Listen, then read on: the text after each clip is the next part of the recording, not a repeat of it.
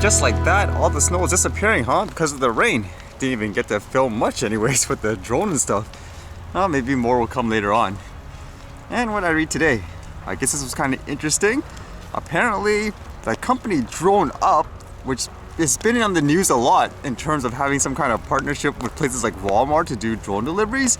It says they're acquiring AirMap. Here it says, DroneUp announces acquisition of AirMap. AirMap acquisition combines global airspace management with DroneUp's network, fleet, and infrastructure.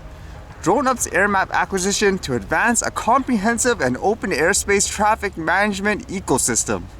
This acquisition will aid DroneUp's robust pilot network and rapidly growing ground infrastructure with the industry's leading UTM, which provides services for as many as 100,000 global daily flights.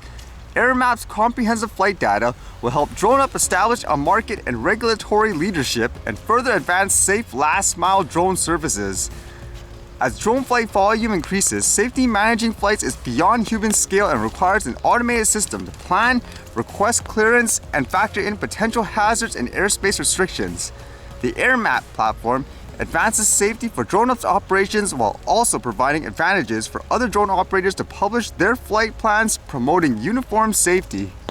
While this could sound good for, I guess, commercial operators, people who want to do things like a drone delivery, for example, if you guys remember, AirMap's that company that mentioned on Twitter that they proposed governments could use things like their platforms to implement fees for landing and takeoff fees when it comes to drones. I mean, to me, that's a little ridiculous. Imagine that if you're flying, let's just say recreationally, and you want permission to fly here, $2 or something like that. And to my understanding, a lot of people, at least recreational flyers, they started to boycott people like AirMap. So it makes you wonder, in this case, would people actually embrace this partnership overall? And this was kind of interesting, where apparently Microsoft seized some websites that they claim were running, I guess, hacking operations. This one says, protecting people from recent cyber attacks. Microsoft Digital Crimes Unit has disrupted the activities of a China-based hacking group that we call Nickel. In documents that were unsealed today, a federal court in Virginia has granted our request to seize websites Nickel was using to attack organizations in the United States and 28 other countries around the world, enabling us to cut off Nickel's access to its victims and prevent the websites from being used to execute attacks. We believe these attacks were largely being used for intelligence gathering from government agencies, think tanks, and human rights organizations. Wow, that's kind of interesting though. A company like Microsoft could actually get, I guess, the ability to do stuff like this too, huh? But at the same time, it's kind of like what I mentioned before. Things like cybercrime and stuff like that is probably a big issue in many ways that not a lot of people are actually paying attention to. It's always other stuff in general. And it makes me think too, because it says they're targeting places like governments or human rights organizations. And quickly reading this one here, this one says, spy agency warned Trudeau China's tactics becoming more sophisticated, insidious. It actually makes me think, because it might not be directly, I guess, related to all this, but it made me wonder where there's some videos, like even on this platform on YouTube, on some people's channels, it's completely not what they usually do. It's literally just an upload of what looks like propaganda video. Now, as a funny example, the more I think about it, there's this person I bumped into before who just happens to make things like YouTube video. And without getting too specific, let's just say he does things, for example, like reviews and stuff like that for products.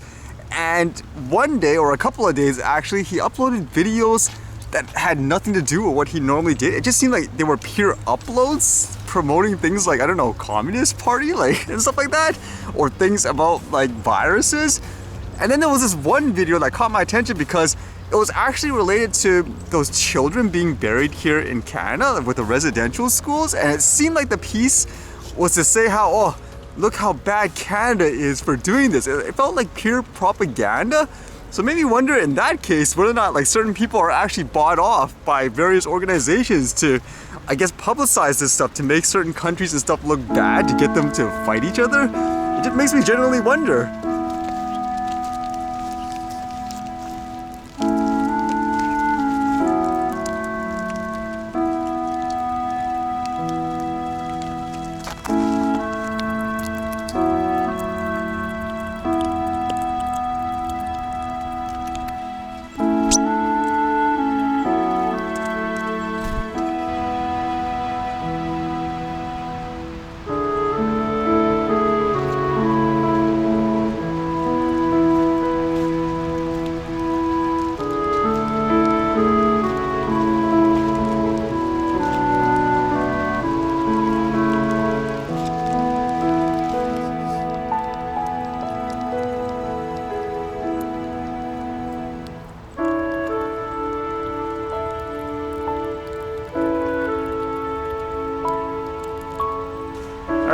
there's no flying today. I guess it's time for the archive.